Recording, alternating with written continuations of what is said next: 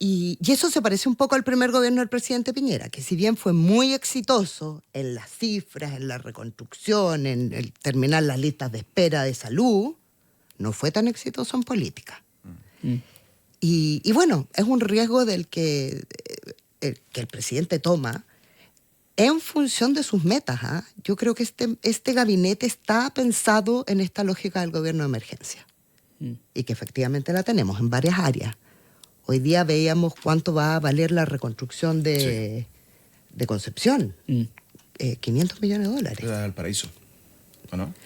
La de Concepción. No, creo que era la de Concepción. La de Valparaíso ya se había sacado. Este es un estudio que hizo Matías Acevedo, de la Universidad, exdirector de presupuesto, que hoy día está en la Universidad de los Andes, y que estimaba que no está tan lejos de la estimación que hizo Quirós de cuánto va a valer la reconstrucción en Concepción y Ñuble, pero son 500 millones de dólares. Es mucha plata, y la alternativa, según los expertos, va a tener que salir de reasignaciones. Y consideremos además, lo vimos hoy día en las últimas noticias, que la reconstrucción de Valparaíso todavía está pendiente.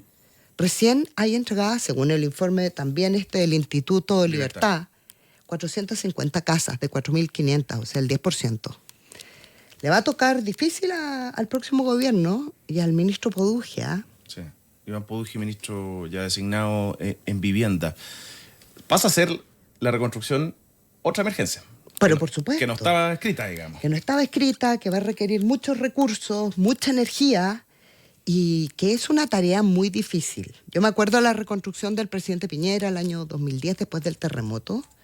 En ese tiempo se construyeron 220.000 soluciones habitacionales por el terremoto, más los planes regulares de construcción de vivienda. Fueron en torno a las 500.000 soluciones habitacionales en 4 años, lo que es una brutalidad.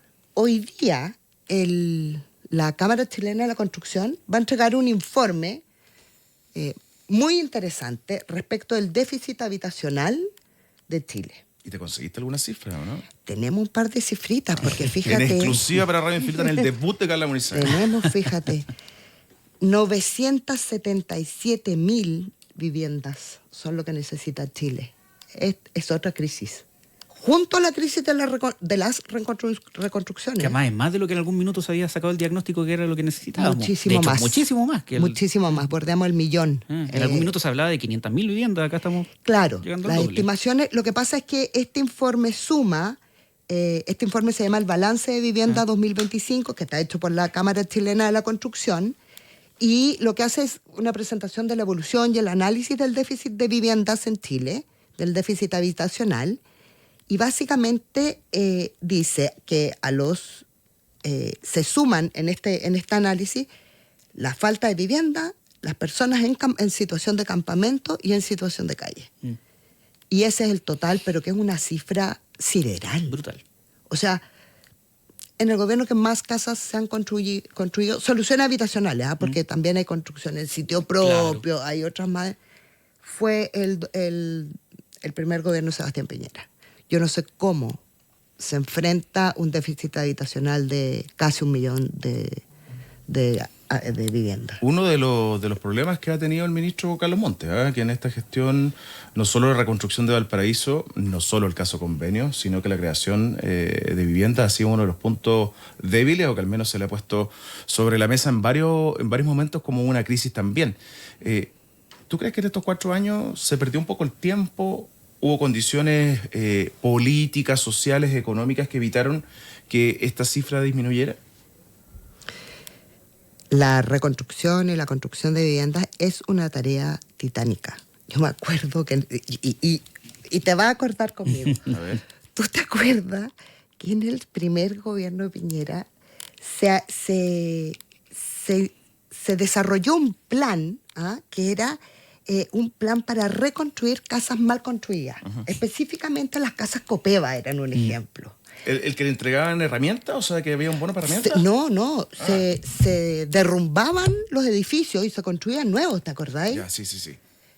Eso era una tarea Estábamos súper... muy chicos, Carla, en esa época. No, sí. si es que te vas a acordar, porque ese día me acuerdo perfecto que el presidente Piñera se fue a subir a una máquina y se cayó y Codina... Es la foto histórica, toda se la transformó en un meme. Sí, verdad. Cuando lo rescata ahí y se ven clavos, Matías, ahí. No, habla. pero si estuvo... Además, Codina, al tratar de ayudarlo, yo creo que estuvo a punto de hacerle mucho más daño porque le hace como una palanca. Sí. Nunca olvidar ese momento. Un gran momento. Estaba más robusto Codina en esa época y ya estamos más musculosos. Es verdad.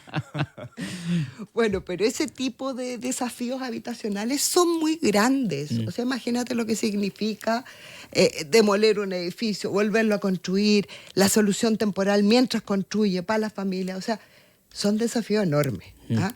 Y dicho eso, pensando en el terremoto, me acordaba de otra cosa, de la tarjeta del Banco de Materiales. ¿Te acuerdas lo que fue eso? Esa es la que te mencionaba. La tarjeta del Banco de Materiales fue súper especial, porque en el fondo se pasaba una tarjeta con la asesoría del Serviu, para que la gente autoconstruyera, pero con asistencia del Serviu y con fiscalización del Serviu. Cosa que no pasó ahora en Valparaíso. Y que los bonos para la autoconstrucción terminaron siendo televisores, ¿se acuerdan? Sí. Entonces, no solo requiere de los recursos, requiere de mucha gestión. Y yo tiendo a pensar que este gobierno lo que faltó fue gestión. Y lo que esperamos del próximo es que recupere ese tranco. ¿Y Poduje tiene la muñeca para hacerlo?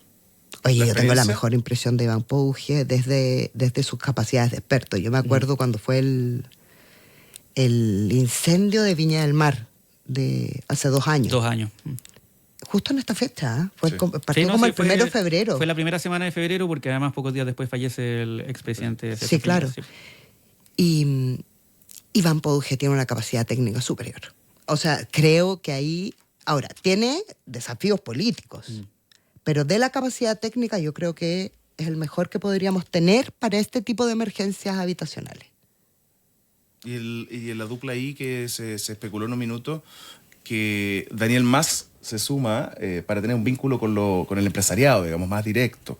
Yo lo dije aquí hace algunos días y me mandaron un recadito ahí del mundo de Iván Poduje que no les gustó mucho la frase, pero en el reporteo me decían que efectivamente para consolidar, afiatar el vínculo con el rubro inmobiliario era bien clave el rol del ministro de Economía. Hoy día vi en los diarios, me impresionó muy bien. Entiendo que llega a Economía a apoyar a Daniel Mas Pablo Eguiguren. ¿Tú te acuerdas de Pablo Eguiguren? Trabajó primero en el gobierno de Economía y después trabajó en el segundo piso, en la pandemia. Es un especialista técnico. Después de trabajar en el gobierno, estudió en Harvard. Después de Harvard ha trabajado, mira, tiene una gran... Es muy joven. Es como Matías más o menos. Un lolito. Un chiquillo. Niño. Un chiquillo. Y creo que esa capacidad técnica que está instalando Mas en su gabinete es muy correcta. Es muy correcta y es una buena señal. Te insisto, yo creo que este futuro gabinete se parece en las capacidades técnicas al primer gobierno de Sebastián Piñera. Y bueno, vamos a ver cómo es el desafío político que tienen. Y hablando de desafío político, los que se quedan fuera, ¿no?